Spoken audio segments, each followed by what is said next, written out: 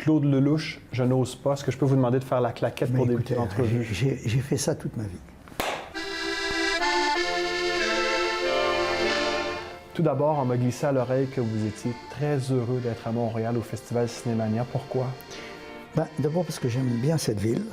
Vraiment, à chaque fois que je suis venu ici, je me suis senti à l'aise. Voilà. Je pense que si un jour on me foutait à la porte de la France, je pourrais avoir l'idée de venir ici. Voilà. Je trouve que les gens, c'est la France sont des Français, l'Amérique sont les Américains. C'est pas mal. Vous êtes un grand amoureux du cinéma et vous avez déjà dit que vous regardez au moins un film par jour. Je suis curieux de savoir ce que vous pensez du cinéma québécois. Par exemple, que pensez-vous des films de Xavier Dolan? Je trouve que c'est un metteur en scène vraiment révolutionnaire, qui a peur de rien, surtout pas de lui-même. Voilà. Ses films sont passionnants. En France, on l'adore. Je pense que c'est un garçon qui va de film en film progresser, aller très très loin, et il n'a pas fini de nous étonner. Comme dans les romans où tout finit en beauté, on finirait par s'aimer. Son amour du cinéma est tel que je pense que jusqu'à son dernier souffle, il va penser qu'à faire du cinéma. Voilà. Non, il fait partie de ces gens qui ont été faits pour faire ce métier. Vous êtes un des plus grands réalisateurs français. J'aimerais savoir comment vous voyez qu'un réalisateur québécois comme Denis Villeneuve perce ainsi à Hollywood et réalise un film comme Blade Runner 2049.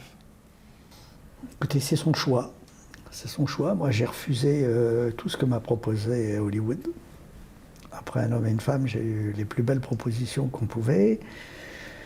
Je pense que je suis un metteur en scène français, j'ai une culture très européenne, et je pense que j'aurais trahi ma réflexion si j'avais été faire des films de producteurs. Voilà, moi je fais des films d'auteurs, et Hollywood fait des films de producteurs. Voilà, donc alors en tout bien, tout honneur, hein, ils ont fait des chefs-d'œuvre avec des films de producteurs, donc je ne conteste pas, mais c'est vrai qu'aujourd'hui, les films des majors m'ennuient profondément.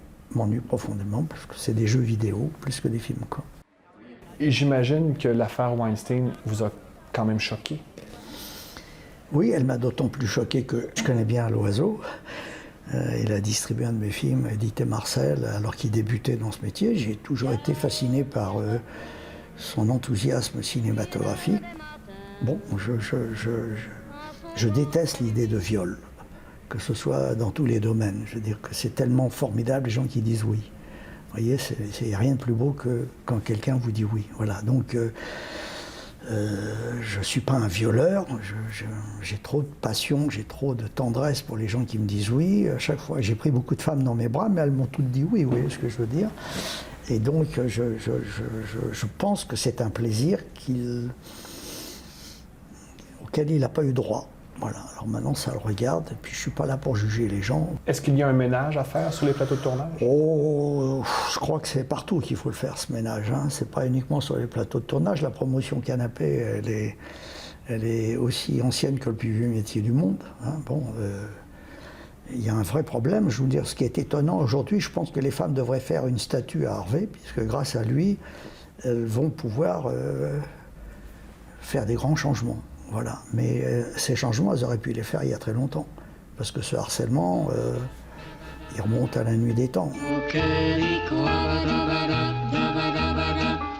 J'aime les femmes, je veux dire que j'ai prouvé dans mes films que j'aimais les femmes plus que... Donc je les respecte encore plus que tout, et leur souffrance me fait beaucoup de mal. Alors vous pensez qu'on devrait y aller quand tout va mal? Parlons de vos films. Un homme et une femme est sans aucun doute le plus connu. Ouais. Mon préféré, c'est Les uns et les autres. Ouais. Quel a été le moment d'épiphanie où vous avez vu que le long plan séquence qui tourne fonctionne très bien en cinéma?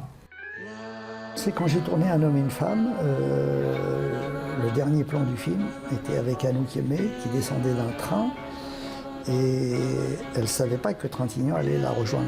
Je ne l'avais pas prévenu, donc il y avait une grande surprise, et j'avais Trintignant qui était caché derrière moi, derrière la caméra, et je l'ai lâché au dernier moment, et l'étonnement d'Anouk Aimée à ce moment-là était tellement sublime que j'avais envie de voir son visage sur toutes les faces. Donc je me suis rapproché d'elle, puis j'ai vu qu'il fallait montrer qu'il n'y avait pas de trucage, qu'on était dans une vraie gare avec un vrai train, avec de vrais figurants, que Trintignant était là pour de vrai, donc j'avais envie de filmer un parfum de vérité.